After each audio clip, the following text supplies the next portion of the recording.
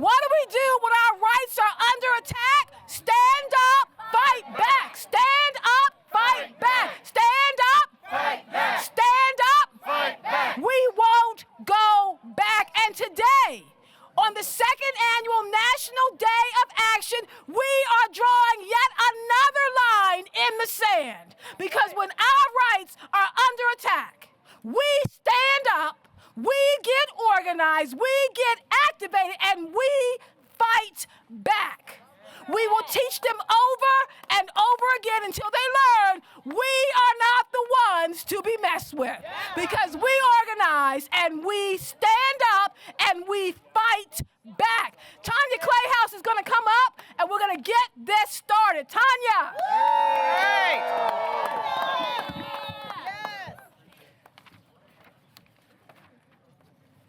What do we want? Freedom to learn.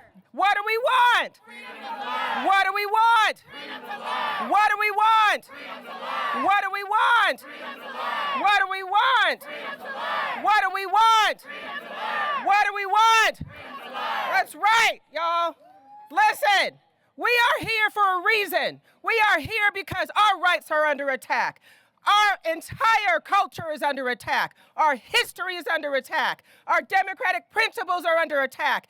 We built this country. That is why we're here, because we won't go back. We have decided, we have told everyone, we won't go back. We are here today on behalf of the Freedom to Learn Coalition. We are excited to be able to commemorate the second annual National Day of Action.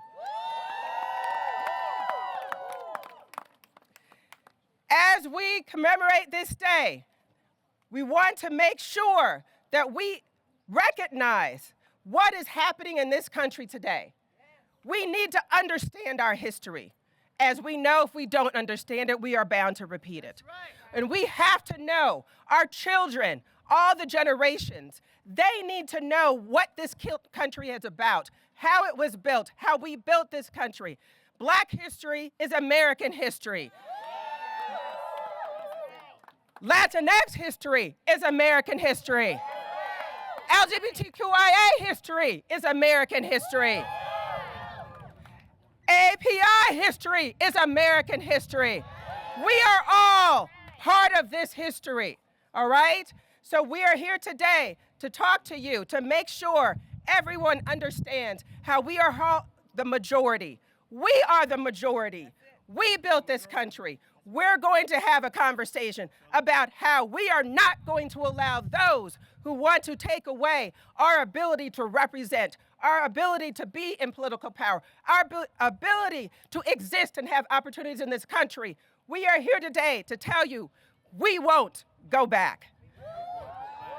As we begin today, I want to take the pleasure to introduce a dear friend of this entire Civil Rights and Social Justice Coalition, of all of our communities.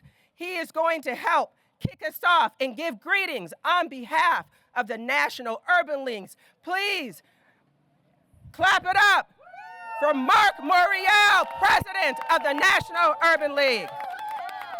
Thank you, Tanya. Freedom to learn. Say it, freedom to learn. First of all, good morning. It is always powerful and positive when we come together and we gather in unity for purpose.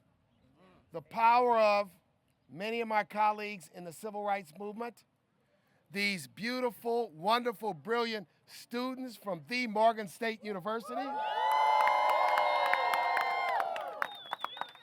but with our leader and HU and all the students from Howard University, give them a shout as well. I'm about to get in big trouble because my daughter just decided to attend Howard University. Don't show this tape.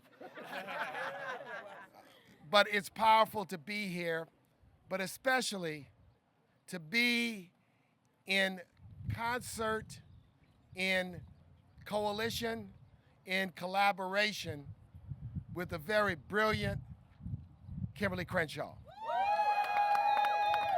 Because she is the instigator and accelerant, and that's a good thing, to bringing us together and saying, for this fight, we have to be united and unified. Now, just a few years back, some people who traffic in the self-description of being smart intellectuals said that somehow, some way, our history had no intellectual merit or value. And I said, you just got an F in American history. Have you not heard of Crispus Attucks? Have you not heard of Harriet Tubman? Now, I realize you may not know Martin Delany, but have you not heard of them? We are standing up because for this generation, our message is not on our watch. Say, not on our watch. Our ancestors had to deal with a sinister individual by the name of Jim Crow. Jim and Jane were flag-waving, Confederate worshiping segregationists who trafficked in the embodiment of people like Orville Faubus, Leander Perez, and George Wallace. As our great leaders, the Big Six, Thurgood Marshall, our leaders in civil rights and black power, sought to vanquish Jim Crow, his son emerged. His son was named James Crow Esquire. James wore a suit.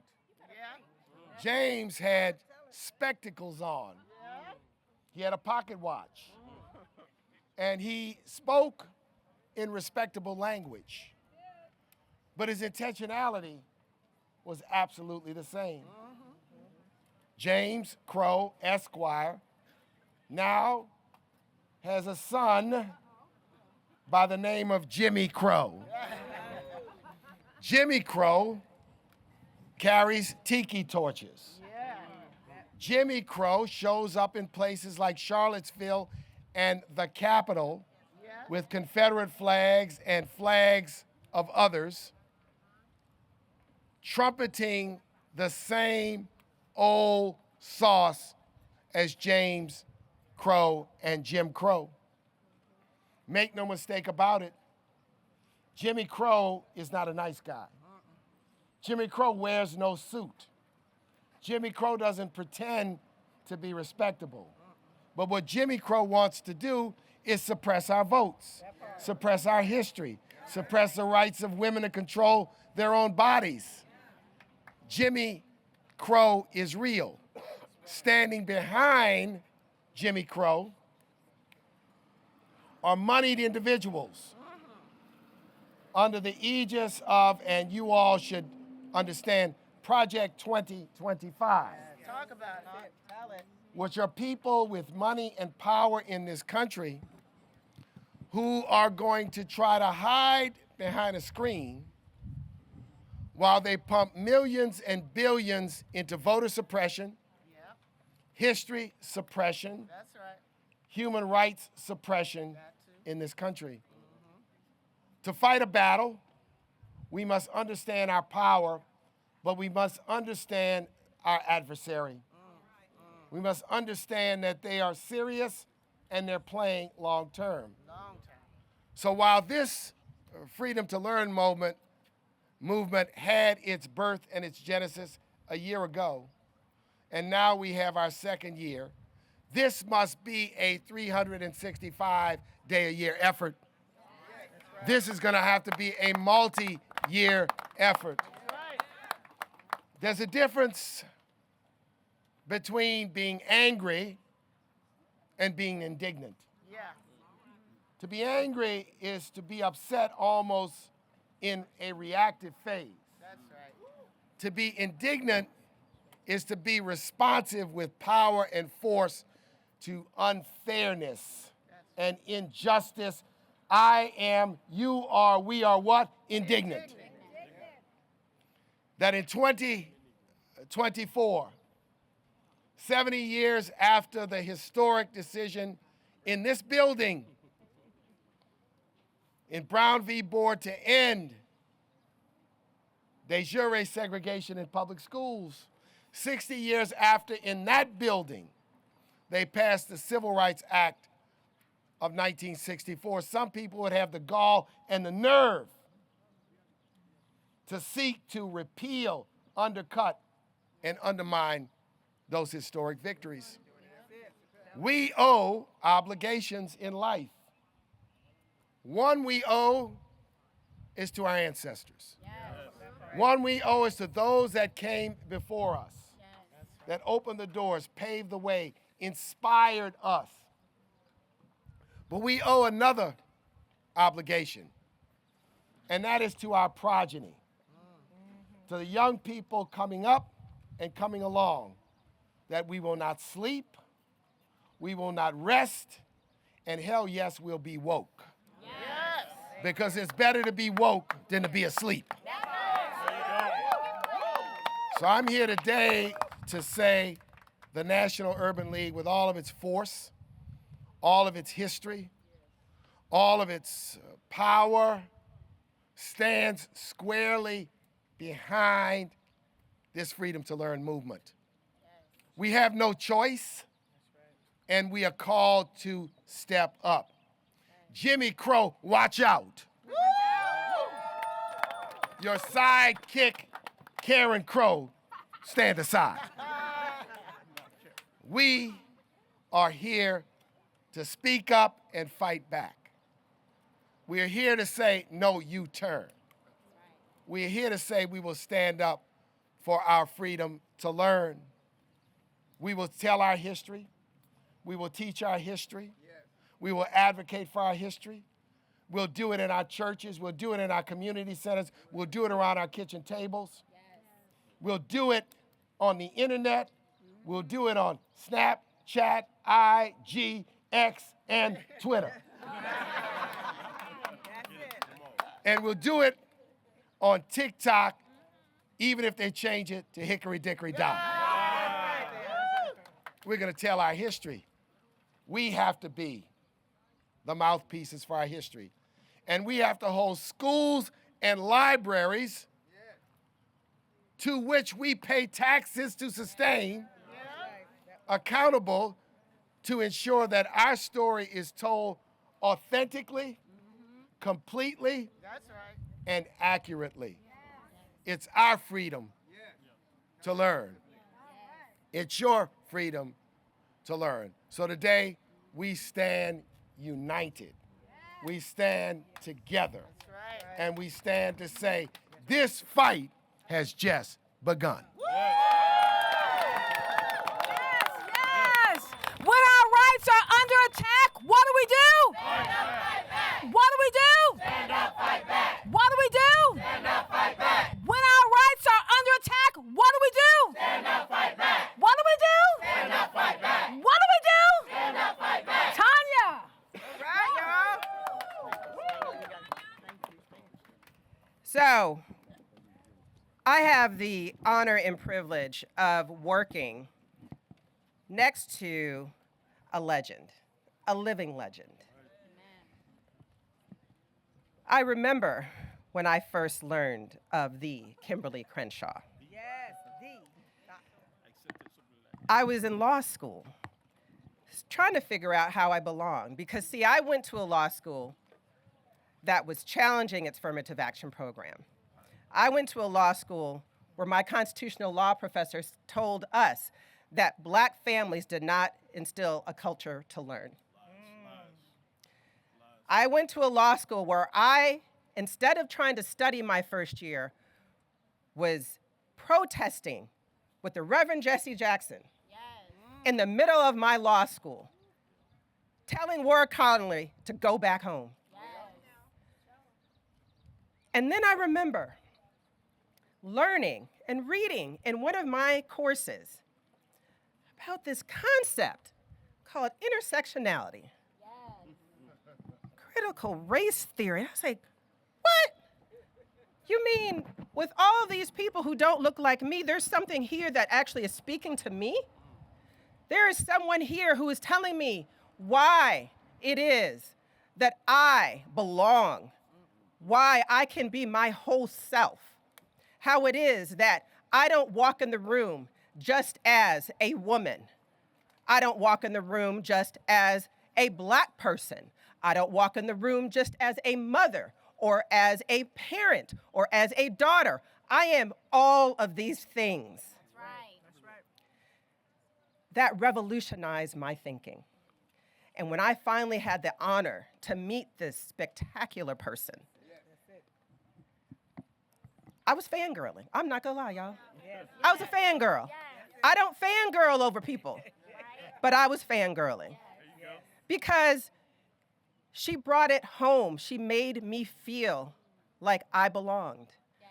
And I give all due credit to the Professor Kimberly Crenshaw, who has begun this movement, continues this movement, fights every day for all of our rights, that freedom to learn.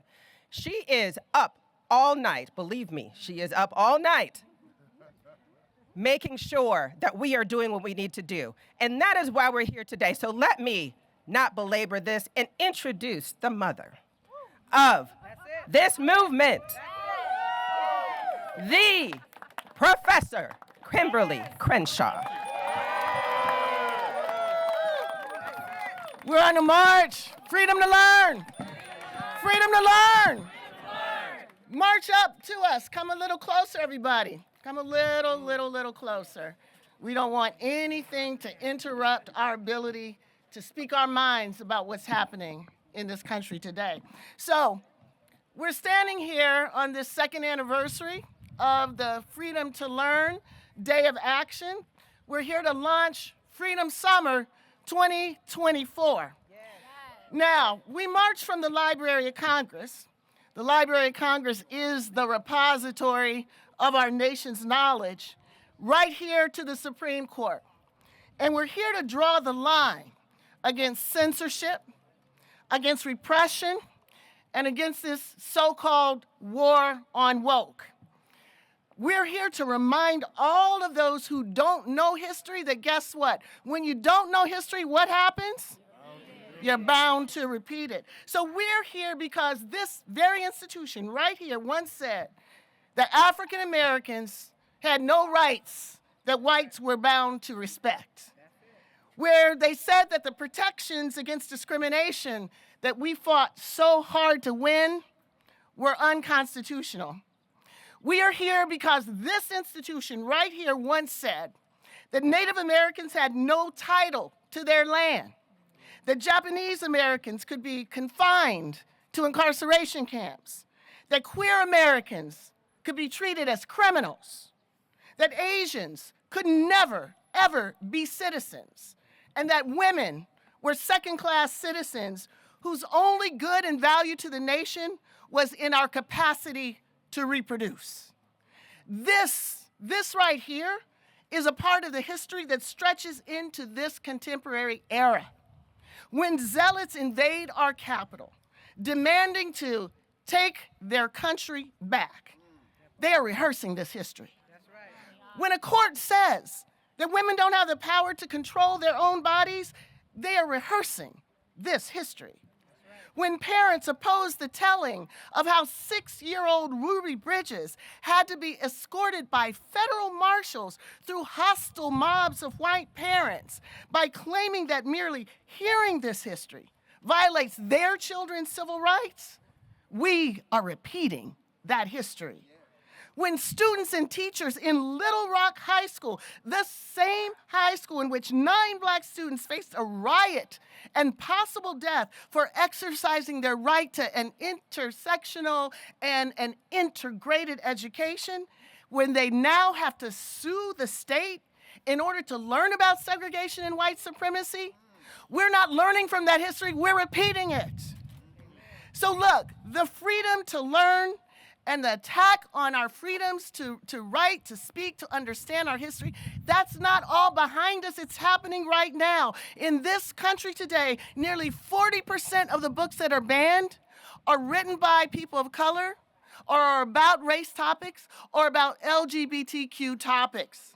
Nearly half of American school children today, that's 25 million children, go to a school where this faction has used the law to limit what we can learn about our history and what we can learn about ourselves. And this is not a red state exclusive problem. This is happening all across the country. Attacks on our knowledge and our literature have reached unprecedented levels. It prevents us from learning about our past to create a better, more inclusive future.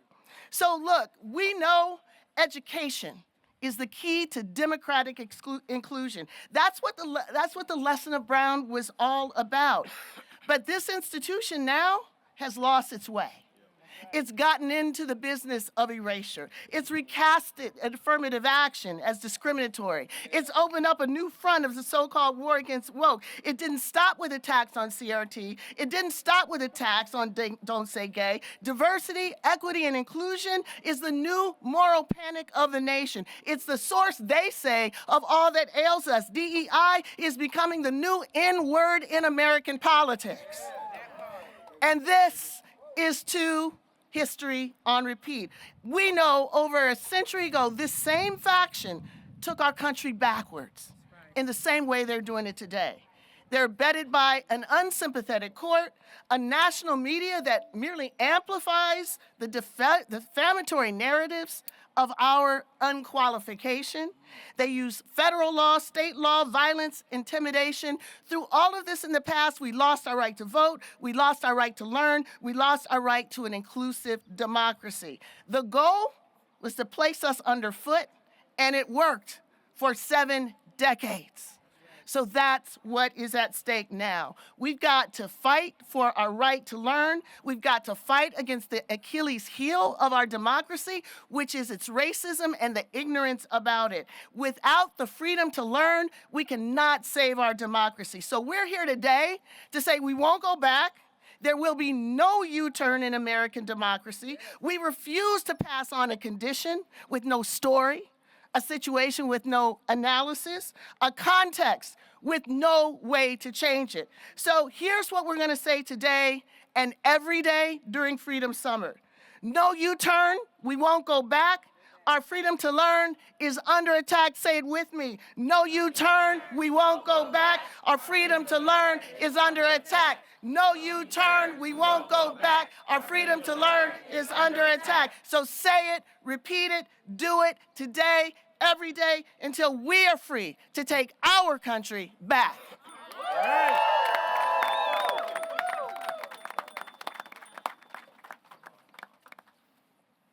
So, we're going to take a little U-turn because we want to make sure we bring up those that we're fighting for as well. So I'm going to hand it over to Dr. K and Talia Batiste to go ahead and speak on behalf of the students here from Morgan State and from all students. Thank you. Now we got to do a quick roll call because I know HU's in the house. HU? You know. There's somebody here from Notre Dame University. Sir, I'm going to point you out. Every college matters. And we have a whole contingent coming in from what we call the jewel of Baltimore City, Morgan State University. Where are you? Yes, because when our rights are under attack, what do? Stand up, fight back. These students came down from Baltimore City. Their professors wrote them a note and said, you go and you go do freedom for real. This is where we show up. This is where we fight back. Talia Baptiste, who's a student at Morgan, worked with us last year. She's here this year. Can you tell them why it's important for young people, college students, to stand up and fight back? Talia. Hello, everyone. All right, perfect. So I know y'all see all of my beautiful bears behind me, supporting me. I appreciate y'all so much, first of all. I want y'all to know that us, Morgan State, we're an HBCU if you don't know. And all of my beautiful bears here, they are an example of what happens when you grant people their right to learn. Okay? We are the next generation. Actually, forget that. We are the present. We're right now. We're here and we're working. We're ready to work. We're fired up because we want our other peers at our other institutions and universities to have the same right that we do. We know that walking on our campus every day, we are history. We are making history. We are honoring our ancestors that protested in 1955 and prior. Okay? And we are here to do the exact same thing, unfortunately, for the exact same reason. And we're not going anywhere. I don't know if y'all have ever met a Morgan State Bear, but we don't take no mess at all, okay? And so a message to the great leaders of our nation, Morgan State Bears, and other college students for that matter, we are not going anywhere. We will continue to advocate for our right to learn and our freedom to learn, and we will continue to advocate for the future generations that are coming after us that deserve that right as well. Thank you. No U-turn, we won't go back. Our freedom to learn is under attack. No U-turn, we won't go back. Our freedom to learn is under attack. No U-turn, we won't go back. Our freedom to learn is under attack. Now, we're watching people. You're taking pictures. You're taking videos. Here's the deal. If you don't tweet it, if you don't post it, if you don't Facebook it, then let's be clear, it didn't happen.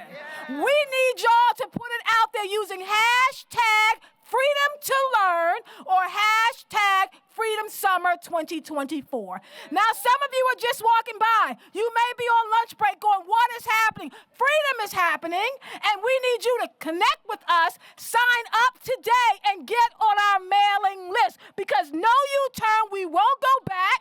Freedom to learn is under attack.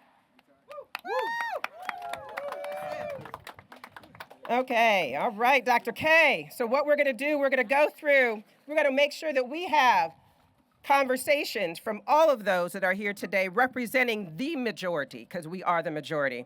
I'm going to call out in three sections, and so you all know when to come up. First, we're going to have the president and executive director of the Lawyers Committee for Civil Rights Under Law, Damon Hewitt.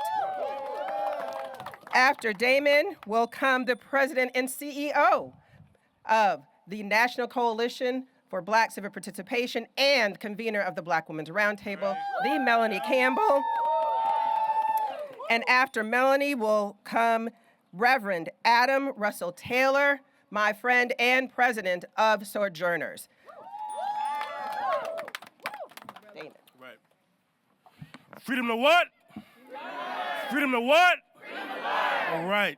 Thank you, Professor Kimberly Williams Crenshaw, for the clarion call, not just for the Freedom to Learn campaign, but for what you've done, I won't say for how many years, but for decades, to teach us, to school us.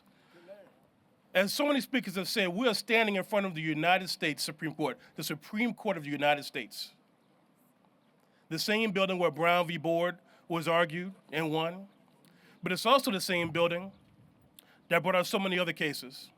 It's the same building where after 9 years of litigation by the Lawyers Committee for Civil Rights Under Law and other organizations on behalf of students at Harvard University and UNC Chapel Hill, a multiracial coalition of students, the same building where Supreme Court justices had the audacity to imply and even say that our experiences don't matter.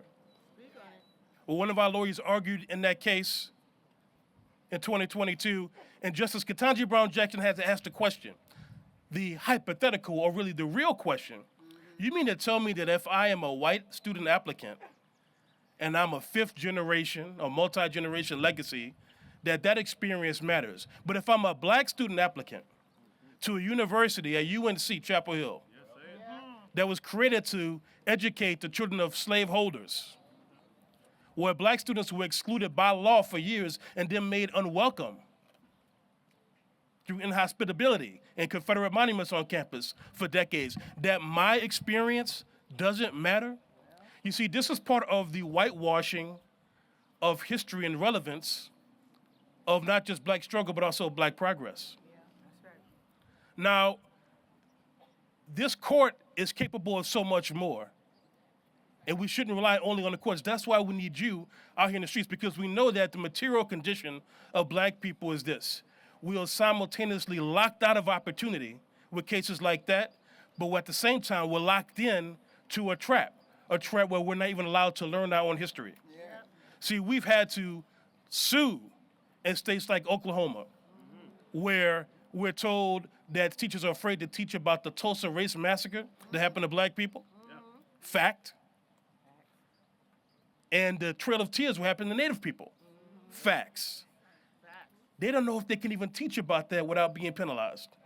And of course, as Professor Crenshaw said, we had to sue in Arkansas as well, where students and teachers at Central High School are wondering, can we even learn about the history of what happened at that very place? So you gotta ask the question, can the law work for us? So we are suing under First and 14th Amendment. 14th Amendment is equal protection under the law. And we're alleging that because they're targeting curriculum about black people, about Native people, about LGBTQ plus people, that is discriminatory. But we're also bringing the First Amendment challenge, because you know what? You hear about freedom of speech and the Klan marching and what have you, but the First Amendment has to work for us too. It's gotta work for everybody. We should have the freedom of expression, the freedom of association, and the freedom to what? Learn. We deserve those freedoms. So we're not here to ask. That's right. We plead before the courts. We're not here to ask. We're here to claim what we deserve.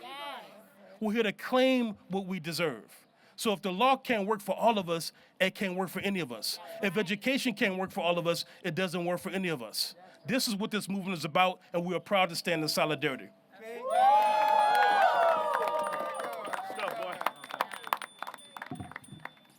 All right. Say freedom to learn. Freedom to learn. Freedom to learn. Freedom to learn. We won't go back. My sister, Professor Dr. Kimberly Crenshaw, thank you. Thank you for being that shining light. Thank you for being the leader of this movement. Before I met you, right? And I wish I could have, well, we too close in age. Maybe so. I can still go, right? Have some opportunity to learn from you in the classroom. I bring you greetings on behalf of the National Coalition on Black Civic Participation and convener of the Black Women's Roundtable. And so we're here to stand in solidarity. A lot has already been said, but I just want to I come from a great big city called Mims, Florida.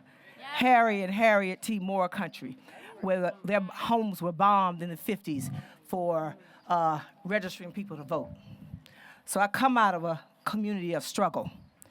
And when I go to that hometown now, I see things that I didn't see when I was growing up. I see Confederate flags hanging all over the place. I see young and old folks riding those trucks and riding through. But you know, we're not scared. We are people who understand the fight for freedom.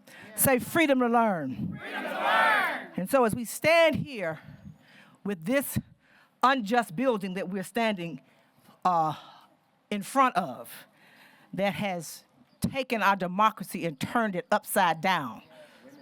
There's always an election coming. There's always a president that can put some more folks on that bench.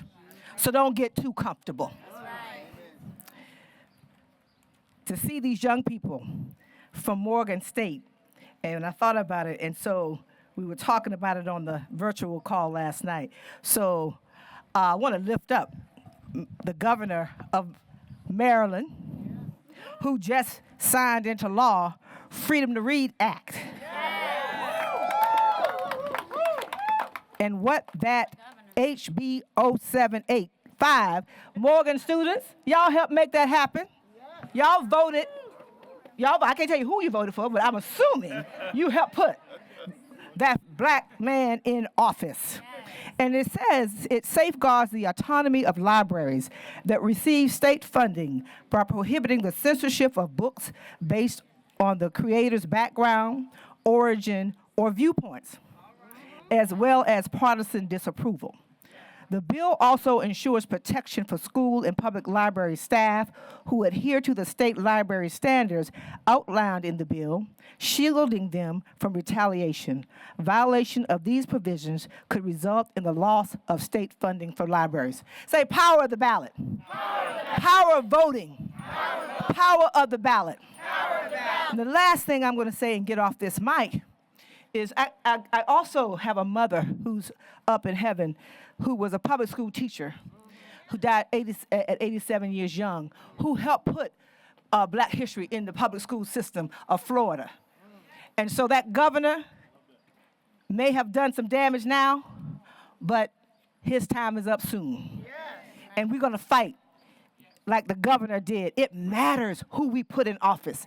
Yes, it matters who's at 1600 Pennsylvania Avenue. Yes, it matters who's over here in this building over here with the legislative branch of Congress. Yes, it matters who gets to sit up in these seats and in your state. Right? So, repeat after me, and I'm going to sit down. Say, freedom to learn. Freedom to learn. Freedom to love. Freedom to love. Freedom to control our own bodies. Freedom to fund our freedom. Say power of the ballot. We will not be erased. We will not be erased. We built this country. We're not going nowhere. Watch out, November 2024. Freedom to learn is on the ballot. We will win. Peace and power.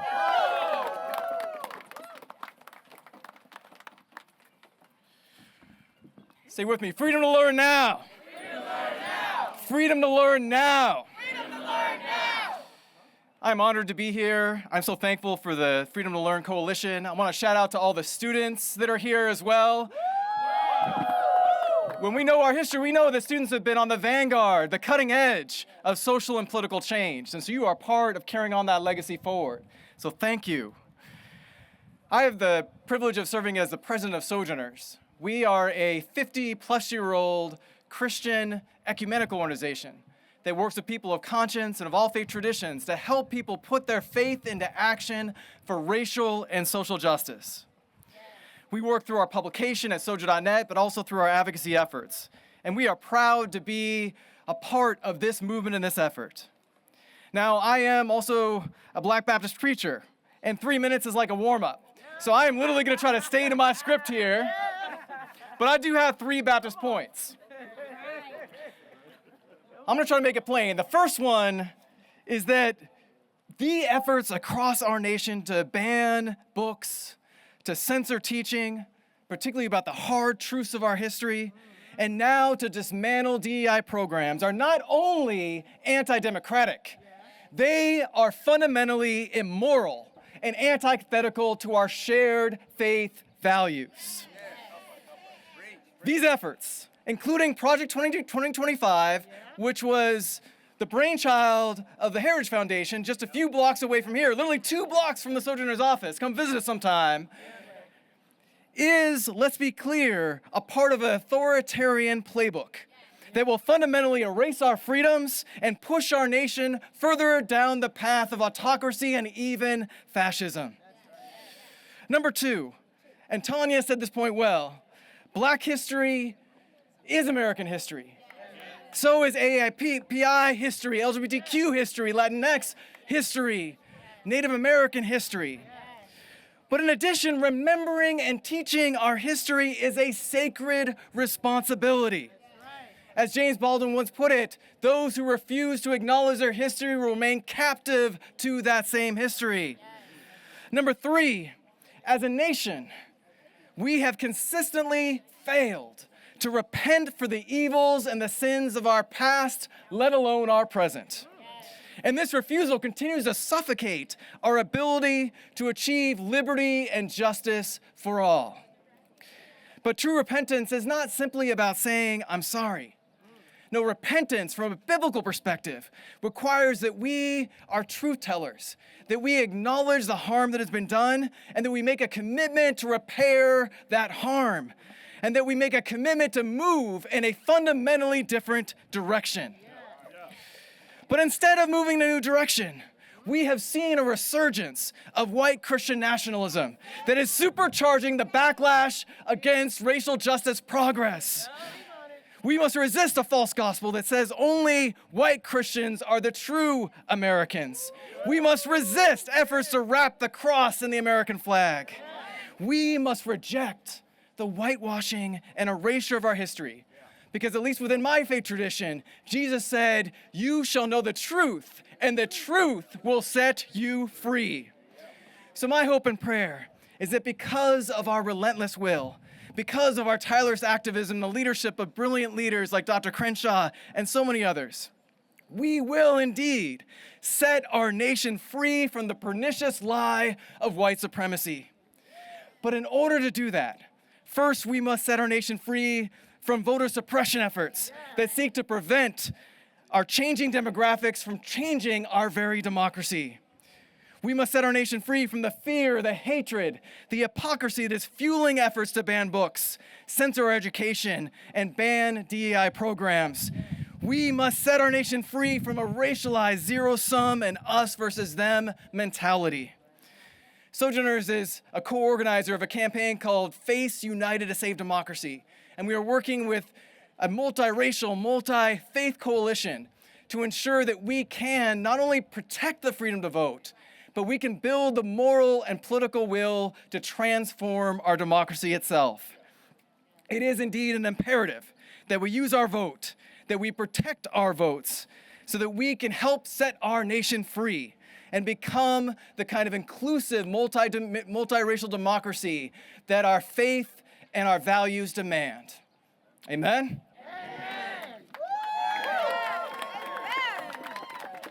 I love when pastors come and drop the mic. Amen.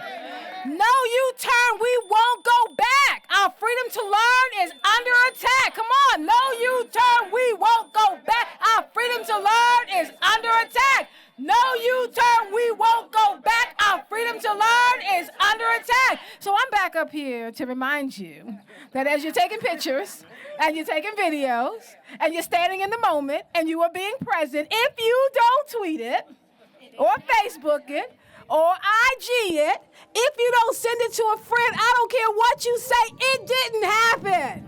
So you gotta put it out there using hashtag freedom to learn, hashtag freedom summer 2024. Now maybe you're not a social media person. I understand I am, but I understand if you're not. That's okay, send us an email at info@freedomtolearn.net. info@freedomtolearn.net. You can also call us. See, this is 2024. You can give us a call, leave us a message, let us know what you're doing at 1-877-362-2024. 877-362-2024. Because we know when you leave here, the work has only just begun. We are not finished. This is just the start. Keep it moving. No U-turn. We won't go back. Y'all getting tired. I got to do it again. I'm a pastor's daughter. I got to do it again. No U-turn. We won't go back. Our freedom to learn is under attack. All right. All right, so we're going to bring up our next three speakers. I want to introduce the president of People for the American Way, Svante Myrick. He's going to come speak with us. Then we're going to have the president of the Advancement Project, my friend Judith Brown Dianis. After, hey, give her some love, y'all. Give her some love, that's right. And then after Miss Judith, we will have our friend, again, all of these are my friends, because we're all here for the reason, family. We will have Ms. Ebony Riley, who is the vice president of the National Action Network. All right, bring it up. Let's go. Thank you very much. You got it. Good morning, everyone. My name is Svante Myrick. It's my great privilege to be president of People for the American Way, an organization that for 4 decades has fought for the freedom to learn and against censorship.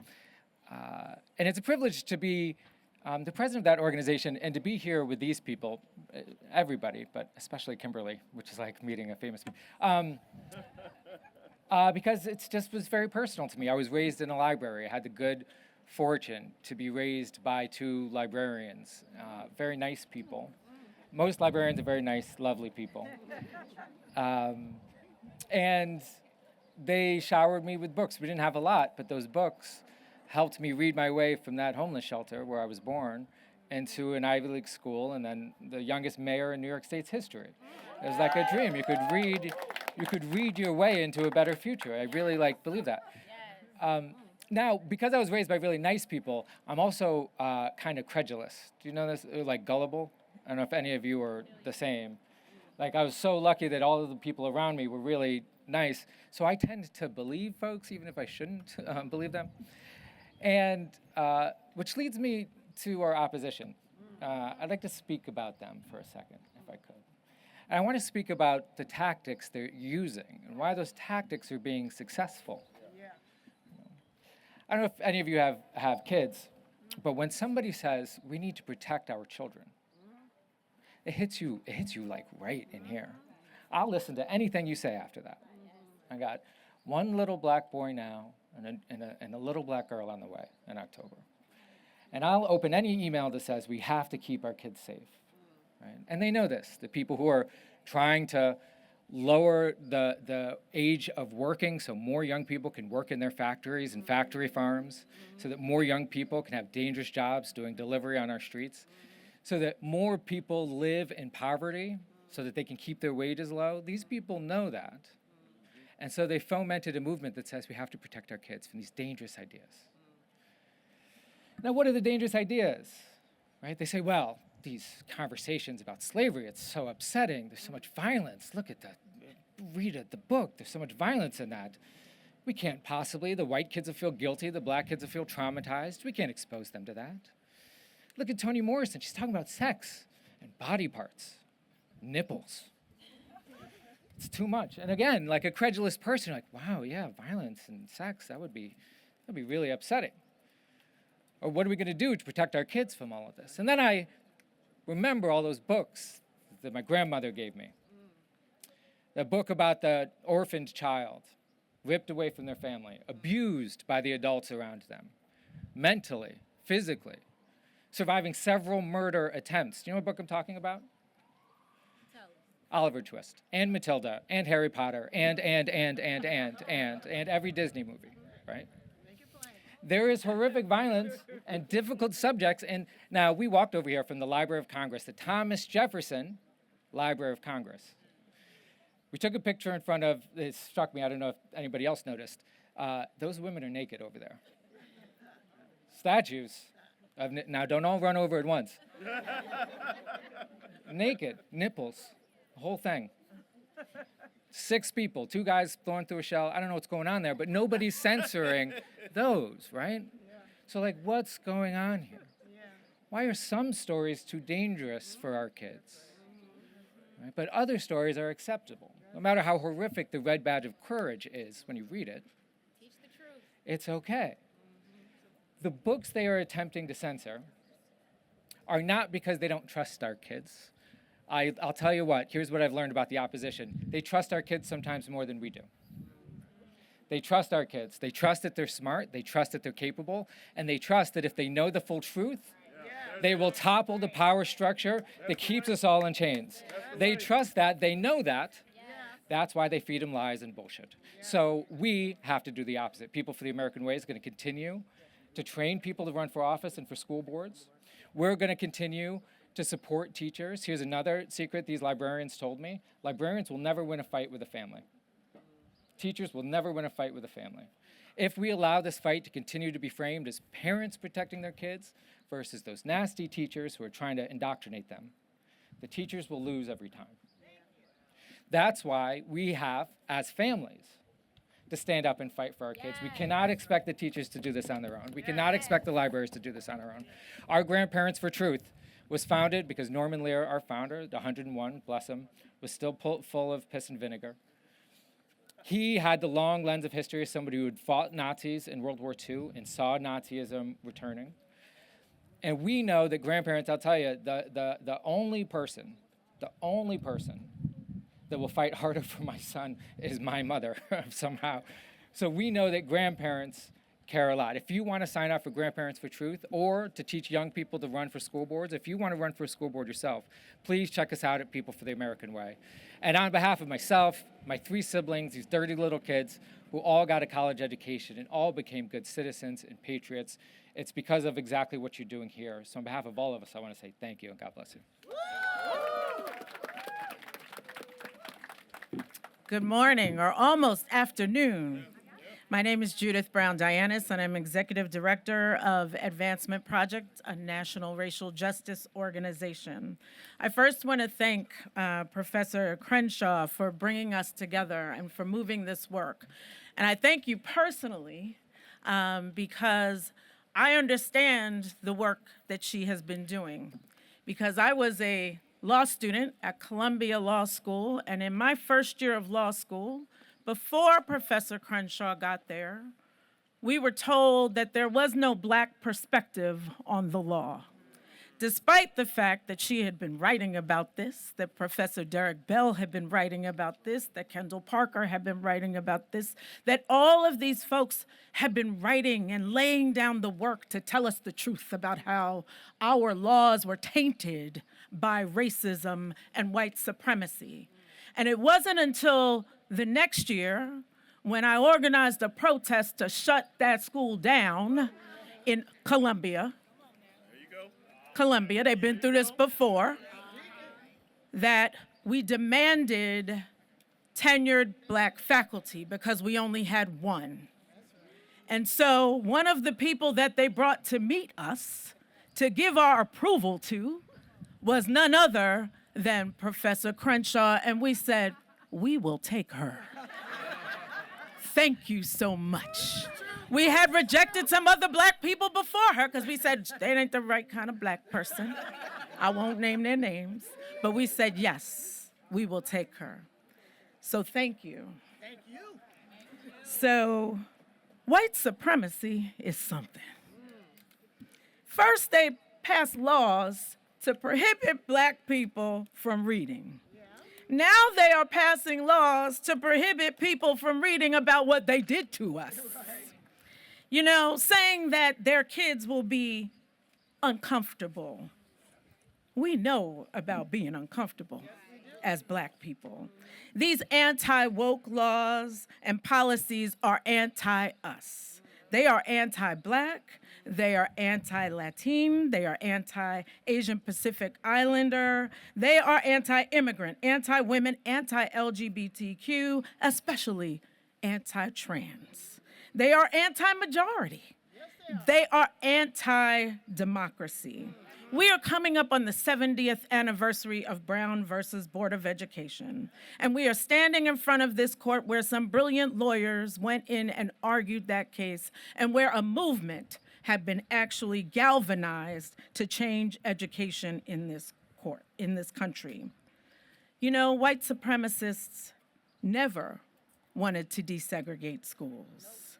They never wanted to be inclusive. In fact, even after the Brown decision, they shut down schools instead of sending their children to schools with Black children. They started private academies. Today, what are they doing? They're closing public schools, saying we don't have money for it, and giving the money to vouchers so that they can have their private academies again, where they don't have to be around our children.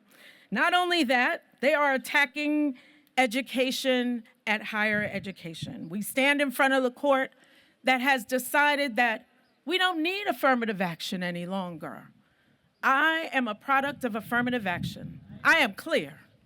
I was qualified to get into the University of Pennsylvania and Columbia Law School, but affirmative action helped me, but it sure as hell did not help me get out of that place.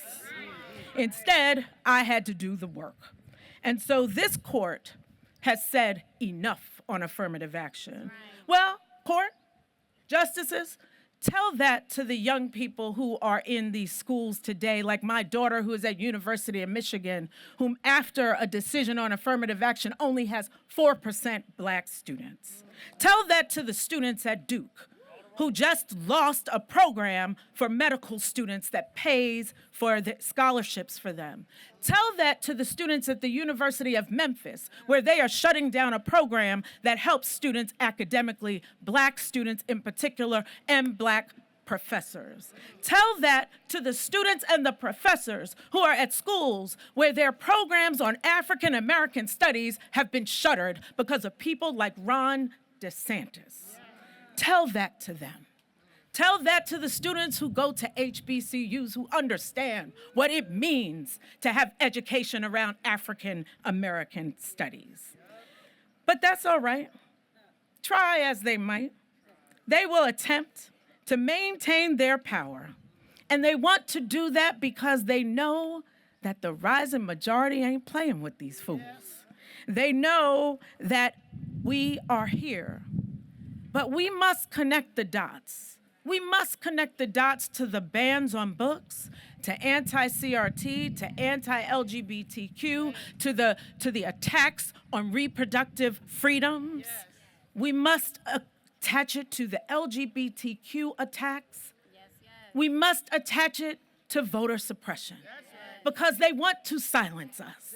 They want to make sure that we are erased, we shut up. The laws around anti-protest are also part of this. But that's all right. They can keep trying, but the majority is rising, and they will lose. We are rising because we know that the privileged few are almost done, because now it is going to be the many. We don't die, we what?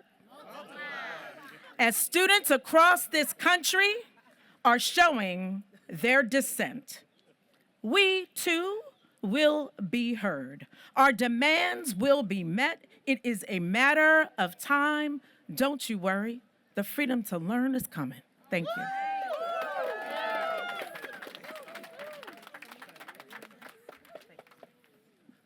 No justice! No justice! No people. No justice! No justice! What do we want? What do we want? What do we want? When do we want it? When do we want it? When do we want it? Thank you to Dr. Kimberly Crenshaw for being our North Star. The National Action Network stands in collaboration with groups here today as I represent Reverend Al Sharpton and over 120 of our chapters nationwide. We will not avert our eyes from the constant challenges to our dignity and opportunities. The Supreme Court's decision to gut affirmative action nearly a year ago became a catalyst for local, state, and national attacks on education. This is why they have a singular mission and a singular message, which is to forward progress by erasing what we have come from. Our history is American history. Let me say that one more time. Our history is American history. And for the young people, I just want them to scoot up for 2 seconds who traveled here. If you don't mind, I wanted to see y'all. It's so important. Please give them a round of applause. They are the young people on their learning journeys. We are the lamps that light our young people's paths.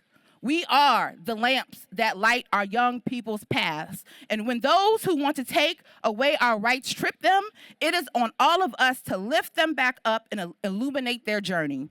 The freedom to learn is the route to our freedom to vote. The freedom to learn is the route to advance economically. The freedom to learn is to live our lives. Today, we are taking a stand to stop this oppression in its tracks and create a better future for students so they become the leaders of now and tomorrow. Your lie won't last. You can't erase the past. Your lie won't last. You can't erase the past. Thank you.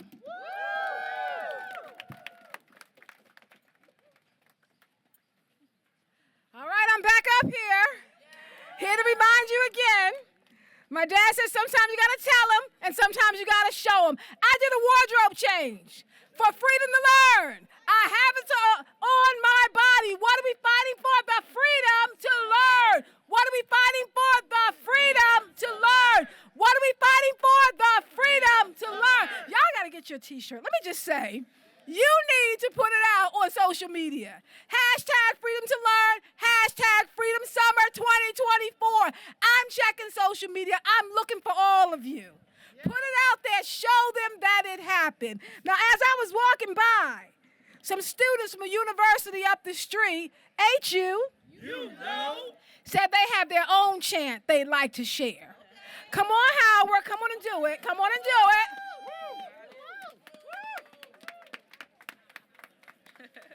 Hi guys, my name is Jael Adderley. We are all from Howard University, and I just kind of also wanted to say that it's very important as a community that we all stick together. So our chant is, the people united will never be divided. The people united will never be divided. The people united will never be divided. The people united will never be divided. The people united will never be divided. The people united will never be divided. Thank y'all so much. Thank you. All right, thank you, HU.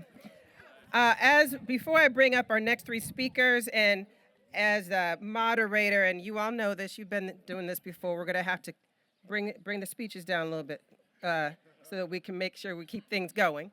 But I do want to make sure I give thanks to our interpreters here.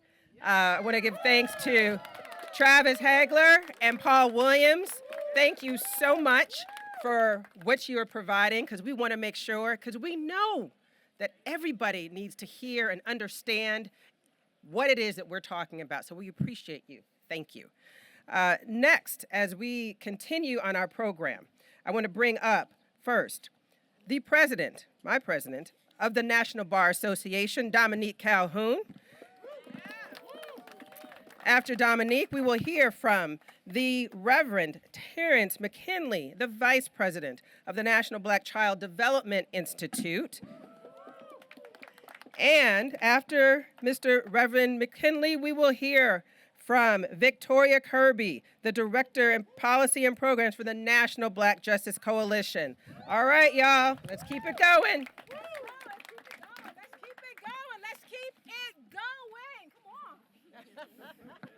All right, good afternoon.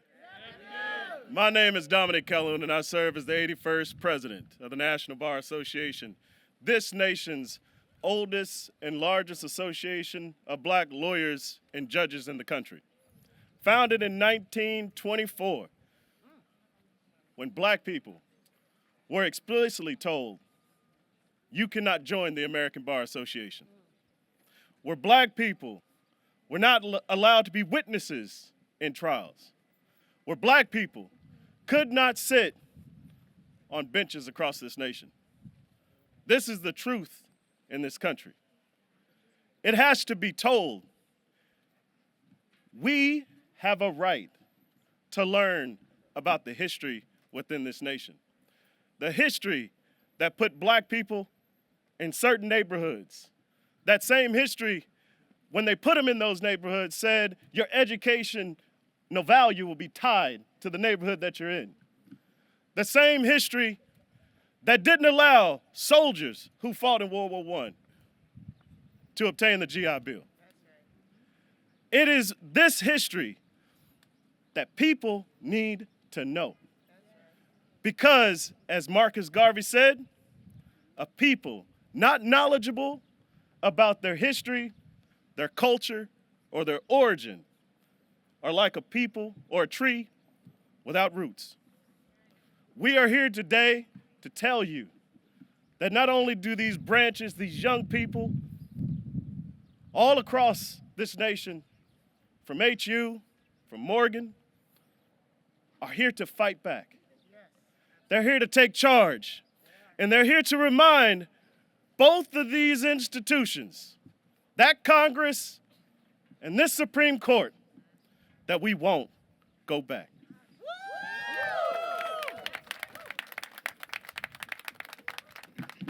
Freedom to what? Freedom to what? Freedom to what? Good afternoon, my brothers and sisters. It is wonderful to be with you. We all know one thing. We know that we see further when we stand on tall shoulders. And I want to just say thank you to the leaders of this movement. I want to thank Professor Kimberly Crenshaw. Let's put our hands together for her. I want to thank Tanya Clayhouse for her leadership. Let's put our hands together for her. And I want to thank all of the civil and human rights leaders who stand with me today on this occasion in front of the Supreme Court as we are on the verge of the 70th anniversary of the decision of Brown versus Board of Education. My name is Reverend Terrence McKinley. I am the Vice President of Movement Building and Strategy for the National Black Child Development Institute. I'm also the Senior Pastor of Campbell African Methodist Episcopal Church in Washington, D.C., former home to Frederick Douglass. Many people have often said when it comes to the work of civil and human rights that it is not a sprint, it is a marathon. And in fact, while people would say that, I want to trouble that notion today. I want to suggest that the fight for civil and human rights is not a sprint, it's not a marathon, it is a relay race. It's a relay race because in a relay race, it's the only kind of race where you run in such a way to win, not simply because you want to win for yourself, but you run in a way to win because you know that there are those who have run before you, and there are those who will run after you, and you know that how you run will impact where the baton is given. And I want to just take an opportunity to celebrate the Morgan State University Bears who are here right now.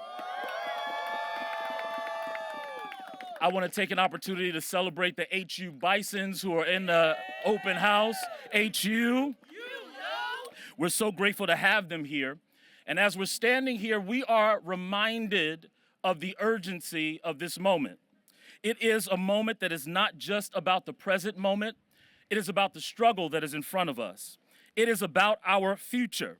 It is about a future as equity gaps increase, as access gaps increase, as Project 2025 is on the rise, as defenseless Black children, Black boys and girls look to us, they are asking us the question, what do we do when our rights are under attack? What do we do? Stand up, fight back. What do we do? Stand up, fight back. What do we do? Stand up, fight back. Can I suggest to us that as we see pervasive anti-Blackness on the rise, as we see curriculum violence on the rise, as we see educational censorship and the attempts at erasure of our experiences to deny our humanity, we have to be clear that we will not be erased, we will not be expunged, we will not be edited out, we will not be obliterated from American history, we will not be silenced, we will not be set aside. We know that when America gets a cold, that Black America catches the flu, and we know that in the face of America on the slide towards autocracy, that we have to make certain that what do we do when our rights are under attack? We stand up and we fight back. And as I close on today, and as an AME preacher, you usually say that 3 times, I'm just going to say it once today. As I close on today, I want to suggest to us that we must pay attention. We must pay attention to what is happening in the technological advancements with AI. That as AI companies are being moved forward and are tracking their bottom line, we cannot trust them to operate in the interest of Black and brown children. We must recognize that whenever technological advancements have moved forward, we have often been left behind, even in the case of broadband and other technologies. That's why the National Black Child Development Institute is convening the Commission on Black Child Safety to analyze this and to move forward into an equitable future. Amidst these challenges, let us not end in negativity, let's end in positivity. A future where Black and brown children, children who are often on the margins, can rise together, can flourish together, and can thrive together. We're running a relay race. No U-turns. We won't go back. What do we do when our rights are under attack? What do we do? Stand up, fight back. Thank you so much. Good afternoon, Freedom to Learn family. How y'all feeling right now? All right, greetings. My name is Victoria Kirby York, and I am the Director of Public Policy and Programs at the National Black Justice Coalition. I I just want to shout out briefly Dr. Crenshaw, as others have done, because we've talked about folks existing at the intersections of multiple identities before. But what this brilliant sister did was recognize that the United States of America requires a legal theory that does not treat us as if we have a singular identity, as if the laws do not need to be created with the realities that we all have other identities that make us who we are and is impacted by federal, state, and local policies. So, I have another chant for y'all real fast. Is that okay? Yeah. When I ask you who you're fighting for, I want to hear you shout, we're fighting for all of us. Who are you fighting for? Who are you fighting for? I'm glad to hear that we're clear and loud about the multicultural democracy that we're collectively fighting to advance. Because our opponents, they're very clear and very loud that they only want a nation for some of us and will do whatever it takes to divide us to maintain the status quo. Our opponents took their preemption strategy to an entirely different level, passing laws banning the teaching of American contributions of Black and LGBTQ+ and same-gender loving people before most school districts had even added curriculum teaching those lessons. They were purposeful in selecting these two communities because they never imagined that the racial justice movement and LGBTQ+ equality movements would link up to fight a common enemy. They believed that homophobia, transphobia, and racism would keep our movement segregated. And if I'm being honest, there were times that I feared they might be right. But then, somebody say them. I remembered being in North Carolina when our opponents created HB2 to prevent gender-expansive and transgender youth from safely using the bathroom, while also, and this is the kicker, ending the state employment discrimination process for Black people, other communities of color, and women, and using preemption to prevent a local living wage, human rights, and climate change-related ordinances. You only heard about the bathroom part. They were using one community to gut the rights of so many folks in our coalition. The North Carolina NAACP president, Bishop Barber, a straight Black man, locked arms with a Black queer woman we're honoring this month named Bishop Tanya Rawls and the entire Moral Monday movement to fight the bill and successfully repealed the law after sending their sitting governor packing for the first time in North Carolina's history. Yes, that deserves applause. This isn't ancient history, folks. We did this in 2017. It's a reminder that when we come together, we can accomplish anything. They know that. That's why they're throwing everything at the wall. Project 2025 to fire up their base and game plan for another Trump administration while spreading lies through the internet. But in 2018, when they were 1 to 2 states away from being able to have the first constitutional convention to rewrite all of our laws in the Constitution since the Constitution was created, we stopped them at the ballot box. And then we did it again in 2020. And then when they said midterm elections don't favor the incumbent in 2022, we showed them that the bloodbath they thought was coming was just another myth. Our votes, advocacy, and actions must show that the freedom to learn is required for a functional democracy, so that those we elect this year champion the repeal of all those laws created to prevent a democracy for all of our people, by all of our people. We won't let them win. Let's move forward together, because we refuse, as we've been saying, to go backwards. When I say move forward together, I want to hear you shout, not one step back. Move forward together. Not one step back. Move forward together. Not one step back. Then bring that same energy with you in June when we co-host Equity March Weekend ahead of Juneteenth, June 12th through 15th, to push federal lawmakers to pass laws addressing reparations and racial inequities, including the prevention of the right and freedom to learn across government and public life, You can visit nbjc.org to learn more and register to attend. Thank you so much. So I'm back, and you know what I'm gonna say. Hashtag Freedom Summer. Thank you, Freedom Summer 2024. You gotta put it out there, folks. Let us know that you are here. Let them know that we are the majority. We are not going one step back. Hashtag Freedom to Learn. Hashtag Freedom Summer 2024. We want to invite some of our college students, come up here and join us. They want to see your faces in the place. We want to show them that we are the majority. Come stand up here for the next round of speakers. Tanya?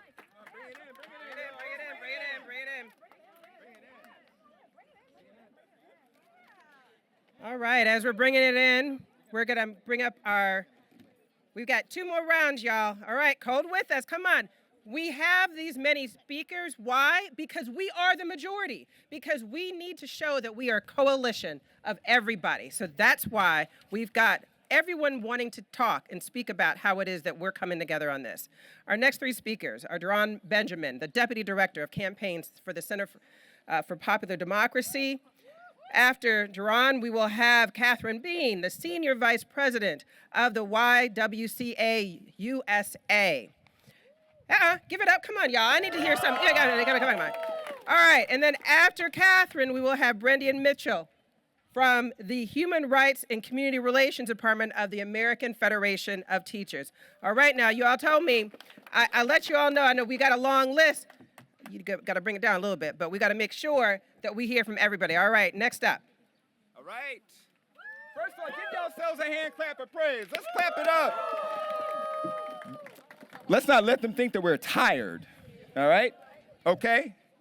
Good afternoon, everybody. My name is Jaron Benjamin, and I am the Deputy Chief of Campaigns at the Center for Popular Democracy Action. And we are the largest grassroots network of community organizing groups across the country, and we're led primarily by people of color, and most of them women. And we're 51 organizations strong in 37 cities, Puerto Rico, and right here in DC, where we are represented by our affiliate Spaces in Action. So at CPD Action, we have a newly formed campaign called Defend the 14th Amendment. And here's why we need this campaign. Because the attacks on affirmative action, that ain't right. The attacks on DEI, that ain't right. On wokeness, that's definitely not right. Or anything that tells the truth of our history. And you know what? They don't want us to hear the truth because the truth does what? I can't hear you. It does what? That's right. They don't want that. They want to ban books or anything that makes me or you or my little girls up here feel included or seen, or like our ability to gain our freedom is anything more than a dream. They don't want you woke. They want you asleep. They are coming for our citizenship. And when I say they, I'm telling you what I'm talking about. I am talking about the right, the white supremacists, the neo-Confederates. You don't have to believe me. Just go and Google the Mandate for Leadership and Project 2025, where they talk openly about how they want to take away our freedoms, and it starts with the 14th Amendment. They want to attack anything or overturn anything that has anything to do with Roe v. Wade. Oh, they already did that, didn't they? They want to come after Obergefell, which is about gay marriage. They, of course, want to come after Board of Ed. All of those court cases, Supreme Court cases, were decided on the 14th Amendment. Okay? Got you. They want to do everything they can to keep our kids from learning how our country's history has led to the struggles that we are in today. And something else that is unique to American democracy is chattel slavery. It's a uniquely American phenomenon that informs the war on drugs, policing policies, and it's impossible to understand or navigate safely our country if you don't think critically about race and how our country is built on racism. They don't want you to learn. They don't want my girls to learn, but me, my 2 girls, this one she said she already knows, all right? None of us in this crowd are gonna let them stop us, are we? They're not gonna let us, we're not gonna let them take away our freedom to what? Learn. Okay, all right. So I'm gonna wrap it up with this. 150 years, for 150 years, the Supreme Court has applied the 14th Amendment in rulings that have shaped civil rights in America. The amendment extends the protection of the Constitution to black folk, to immigrants and children, and their children, and has been used to ensure that undocumented immigrant children can still go to school in this country. The amendment guaranteed that all Americans have equal protection under the laws. We know the Supreme Court is compromised, right? So nearly every week a new story about SCOTUS corruption comes out. So that means we can't simply rely on the court system to protect these rights. It's gonna take deep organizing and a real show of people power like we got right here today, all right? So I'm here finally to say that the Center for Popular Democracy Action and our 51 affiliates are ready to fight back against these attacks on our democracy and voting rights, attacks on immigrant communities, and the attacks on the freedom to what? Learn. Freedom to what? Learn. Okay, thank you, everybody.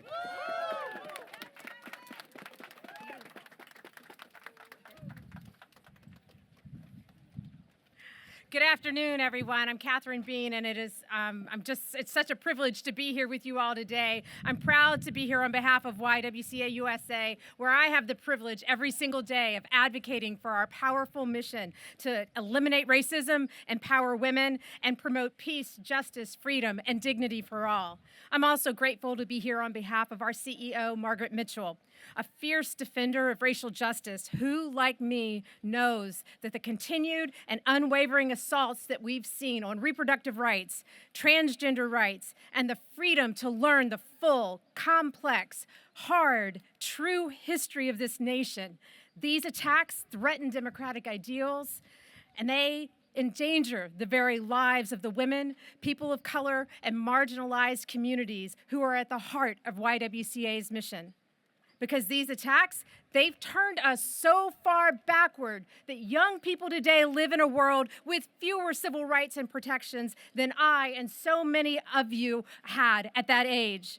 And across our national network of 200 local YWCAs, we are seeing firsthand the harm caused by these attacks on what, where, and how our children learn. YWCA has stood with women, children, and families for more than 160 years, and we have not and will not back down. True to the legacy of Dr. Dorothy Height, who played such a critical leadership role in our organization as far back as the 1940s and throughout the civil rights era, YWCA is doing the work of justice in communities big and small, urban and rural, red and blue.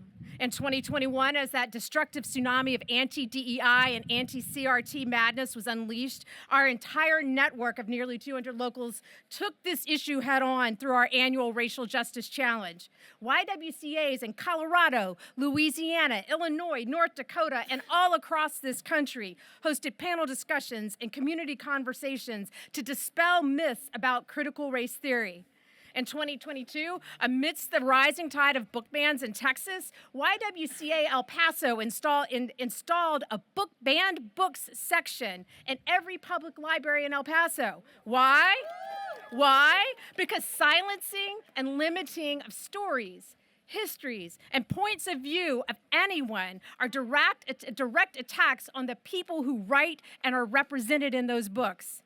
And today, in this fever pitch of destructive legislation, legislative challenges, and threats to funding, YWCAs in Kansas, South Carolina, Indiana, Maine, Pennsylvania, and beyond continue to provide anti-racism and DEI training and to facilitate the hard, uncomfortable, and necessary discussions about race. YWCA is in the fight. We are in this fight with you. And if anything is clear today, it's that we are not alone. As I look around and feel the power of standing in solidarity with the amazing Dr. Kimberly Crenshaw and so many others who are my sheroes and heroes in the fight for civil rights, we at YWCA are united with you against extremist efforts to roll back the freedom to learn and our civil and human rights. And this power that I think that we all feel here today, I call on each of you, whether you're here in person or watching on live stream, I call on you to carry this power forward. Stay engaged, register to vote, and then get your friends and your families and your neighbors registered. Keep speaking out. Keep fighting for the rights and values that brought you here today, and then get to the polls on November 5th so that your voice is heard. Thank you.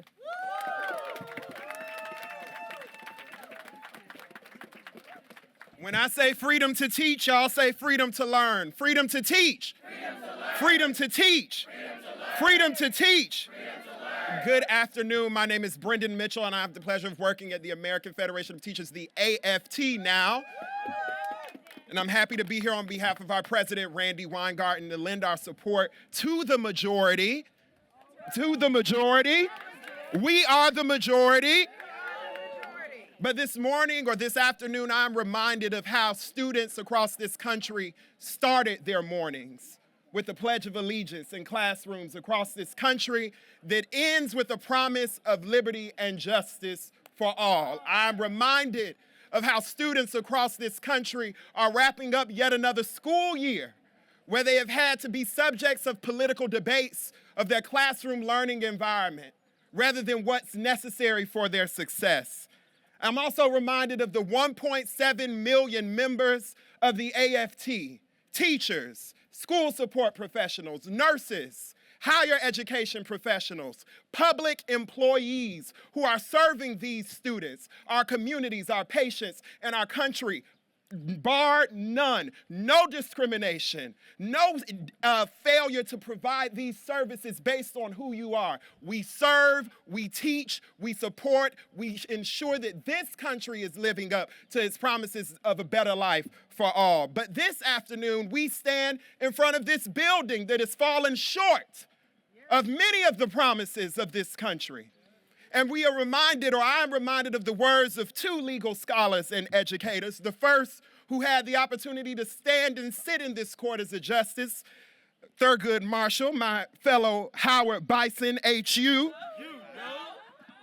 who said, and his words echo clear today, prejudice is a burden that confuses the past, threatens the future, and renders the present inaccessible.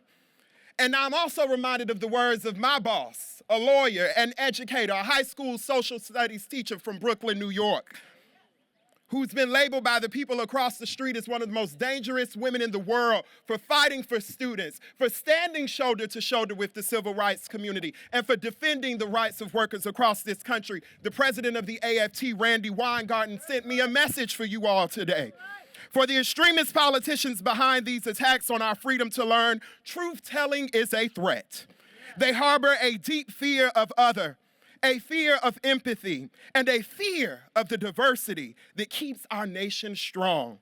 Autocrats have always set their sights on controlling knowledge because it diminishes their power and exposes their lies. Stifling ideas, silencing debates, and appealing to the worst rather than the best of us goes hand in hand with their plans to gut civil rights and erode trust in public institutions. The good news, I said the good news, is that the American people don't want culture wars and book bans. They want the freedom to learn and teach, and without censorship and interference. And they want the resources to strengthen our public schools, not laws that shame and stigmatize the most vulnerable. 70 years apart, Thurgood Marshall and Randi Weingarten share similar messages. These attacks are about confusion, division, and control. So to confusion, we say teach. We have given away 10 million books as of this month from the AFT. Banned books from sea to shining sea, Puerto Rico, Virgin Islands, across the world. To confusion, we say teach. To division, we say unity. We are proud to stand shoulder to shoulder with Dr. Crenshaw and the many of you who are here today representing the organizations a part of this movement. And lastly, to control, we say freedom. Freedom to learn, freedom to teach, freedom to fight, freedom to thrive. Thank you. Peace and power. To confusion, we say teach. So I don't know if anyone's confused about who we are and what we're doing, but we are talking about the freedom to learn. This is the second annual National Day of Action. It's the kickoff to Freedom Summer 2024. So if you don't know what's going on, you need to go to aapf.org. Go ahead and get registered. We will make sure you get that information. Go on to social media. Follow us at AA Policy Forum and make sure you get connected. You cannot show up today and walk away confused. We have all the information that you need. No U-turn. We won't go back. And that's a Howard student who has a delta chain Masoro. She's the only one that heard me. No U-turn, we won't go back. Our freedom to learn is under attack. No U-turn, we won't go back. Our freedom to learn is under attack. All right. All right, we are in our last stretch here. I want to say before I bring up our last few speakers that, again, I want to thank the American Federation of Teachers for sponsoring us today, because they are also providing you all with lunch. So anybody here will be able to get lunch over at the American Federation of Teachers building. So stay tuned. That's why I thank you all for staying with us. And thank you for everyone who has come here today. All right, our final three speakers will be Bayless Fitterman, the Director of Educational Equity and Senior Counsel for the National Women's Law Center. We will then bring up Wisdom Cole, the National Director of Youth and College at the NAACP. And last but certainly not least, we will bring up the Reverend Kendall McBroom, who they have also sponsored us with their building next door and helping us to coordinate. He is the Director of Civil and Human Rights at the United Methodist Church. All right, bring it up, y'all. We're at the final stretch. Let's go. All right, good afternoon, everyone. All right, my name is Bayless Fitterman, Director of Educational Equity and Senior Counsel at the National Women's Law Center. So I want to do a little bit of audience engagement here. Can you all tell me if you've heard of these books before? Invisible Man by Ralph Ellison? Yes. What about Sula by Toni Morrison? Yes. House on Mango Street by Sandra Cisneros? Yes. The Color Purple by Alice Walker? Yes. Yes, and so these are just a small portion of the books that have been targeted by this book ban movement. And these are pieces of classic American literature. They teach children about self-actualization, identity, history, empathy, healthy relationships, and they provide them with a cultural reflection of their lived experiences. They teach students about themselves and their classmates, the people that they go to school with every day. Yet, when this school year began in fall of 2023, we saw over 4,000 instances of book bans across the country, the most we have seen in this country to date. So we know that there is a well-organized and vocal minority attacking these books. They're attacking books that are about the Black community, that feature Black characters, that are written by Black authors, that feature people of color as characters that are written by people of color, that feature the LGBT community, that are written by people from the LGBT community and their allies. We know this. But they're also banning books about health and well-being, mental health. They're banning books about biology. They're banning books about a growing young body and how to understand what is happening to a changing body. They're banning books about history, of course. And so what message do we send to our students, to our children, when we ban books in their classrooms and in their libraries? Are we telling them that we don't value healthy relationships? Are we telling them that their identity and the way that they exist in this world is a burden? We cannot allow this vocal minority to create learning environments where our children feel shame, embarrassment, stigma, and overall rejection because of their identity. We cannot allow them to take vital information away from our students about history, They deserve to learn accurate historical history. They need to understand healthy relationships. They need respect for themselves, and they need to learn how to respect others as well. So we heard earlier from some of the people who came up earlier about the history on this. Brown was decided 70 years ago. We saw their response to Brown was to close public schools and create a voucher system. It was to close public pools, to close public libraries so that they didn't have to integrate. We saw them desecrate the Black teaching workforce so that their children didn't have to learn from Black educators.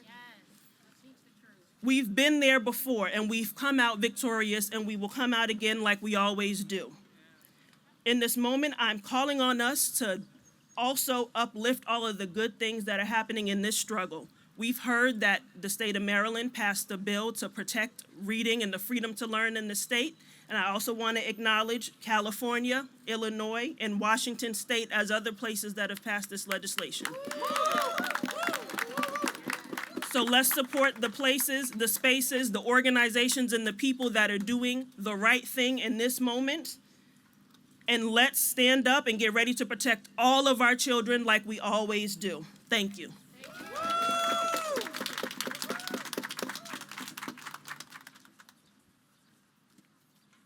What's going on, everybody? When I say people, you say power. People. People. People. That's what I see out here today, this afternoon. Good afternoon. My name is Wisdom Cole, and I proudly serve as National Director for the NAACP Youth and College Division. And before I get started, we got to give a big round of applause for Professor Kimberly Crenshaw. Y'all, let's make some noise. You know, as a proud graduate of the University of California, Santa Cruz, I remember spending multiple nights up till 4 a.m. in the morning talking about concepts of intersectionality. You gave me the language to describe my experience. You gave the language to many young Black people, young Black scholars, to describe their experience. And so while we're talking about college students, I want to shout out our students from Morgan State University. I see y'all. Shout out. I met the VP earlier. Congratulations on your election. I want to shout out our students from the real HU. Yes. And a special shout out to our New York Youth and College State President, Miles Hollingsworth, who's actually been a fierce advocate for justice in this fight and being consistent in it from here and across the globe. You know, this is a movement of students. But I also want to shout out the students across the nation and the globe that are putting themselves in the front line of freedom, fighting through marches, rallies, and encampments. You heard it. Pay attention. Pay attention. History is happening right now. But the sad reality is that there are so-called leaders in states like Florida, Arkansas, Indiana, and Texas, just to name a few. And don't be mistaken, it's coming for your state. It's coming for your city, right? But as an organization that is working to make sure that we have access and opportunity, I want to make sure that we are watching history unfold in real time. I find myself asking the question, will these stories be told? As part of the NAACP, the largest and oldest civil rights organization, we stand on the steps that we argued this very court to ensure that our children could sit in the seats at the very universities that they are now protesting. Pay attention as the institutions attempt to silence their voices. Pay attention as the highest court in the land moves farther away from the people so they can line their pockets with money from profiteers who don't want to see us rise above. Pay attention as books are being banned and the concept of diversity banished.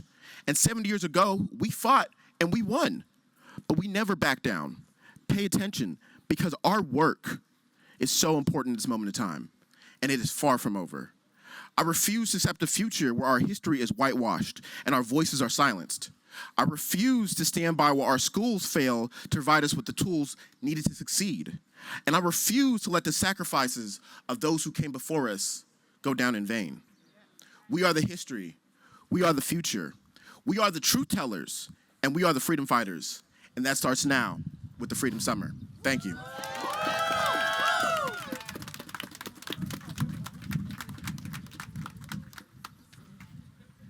I think this is pretty bad. I know two things. Do not hold things up between people and food. So this is going to be quick and to the point.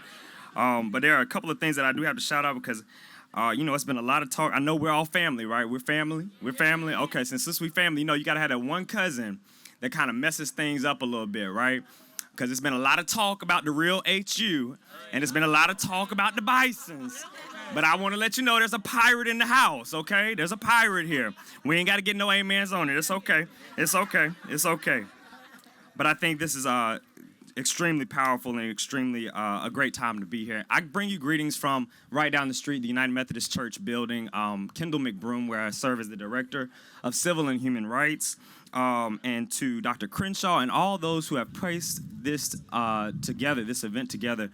This is amazing and this is much needed. And so I stand here in support and in solidarity that the United Methodist Church, General Board of Church and Society is walking along with you. The community of faith is here. I come to you as a former seventh grade teacher, Sunday school teacher, and a former pastor and all the things. So education is important, amen? I see it's just there, just like that. Also come to you, shout out to Morgan State. Yeah. And I can say that proudly because I'm starting in the fall my PhD program at Morgan. So to my sister that said, I don't know if you ever met a Morgan State Bear, but you don't want that fight, I'm glad to be in that family. All right, so again, serving as the Director of Civil and Human Rights, and I just want to say that the United Methodist Church has a long-standing history of supporting the freedom to learn, grow, and equipping youth and adults alike with the skills to become all that the divine would have for them to be. Recently, during our general conference in Charlotte, North Carolina, language was updated to strengthen that support and advocacy. Today, amid attempts to censor and derail, as well as to delete and conform history, knowledge, and narratives to the will of imperialism and dark forces, we stand and join the great chorus of voices here today in saying, let the people learn. Let us learn in order to contribute and transform society. Let us learn in order to train up the next generation of leaders, thinkers, innovators, and social engineers. Let us learn in order to build bridges across cultures and people. Let us learn in order to do the work our souls require. Let us learn so that our very lives and futures may be a testament to the courage, perseverance, and justice of our ancestors. As church and society and the broader community of faith, today we unashamedly call on legislators, this court, and other courts, universities, and school boards to let us learn.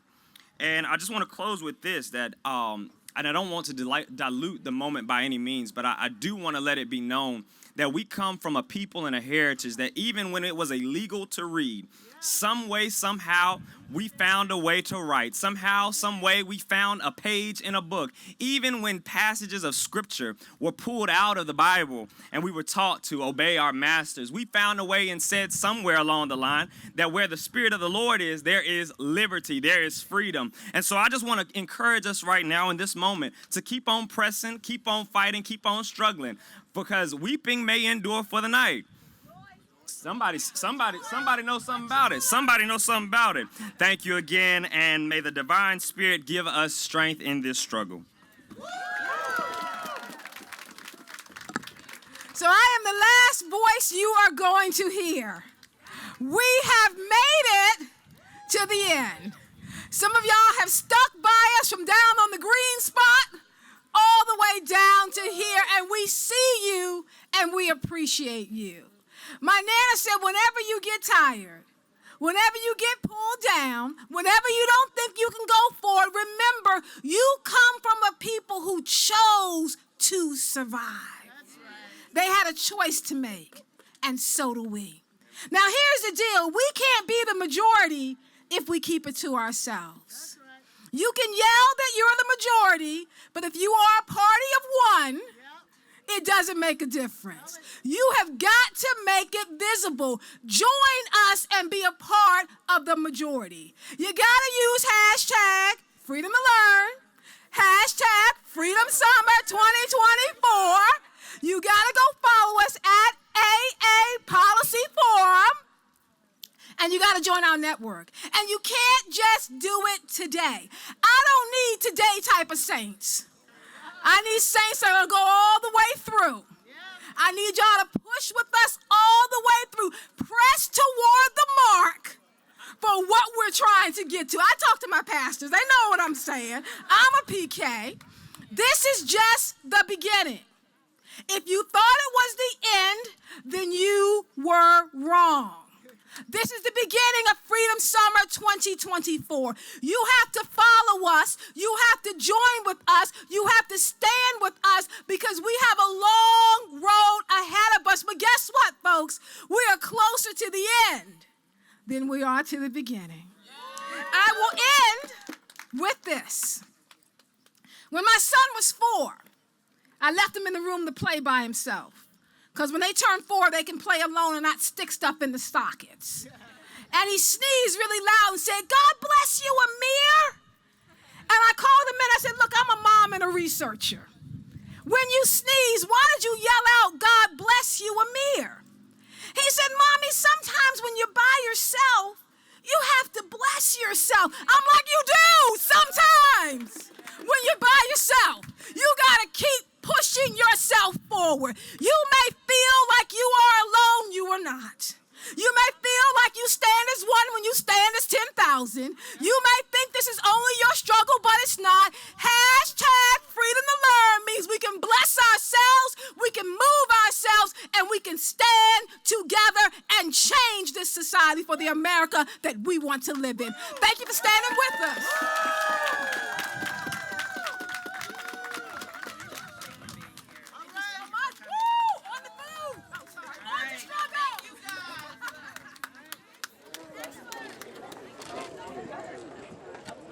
On the count of 3, 1, 2, say freedom to learn.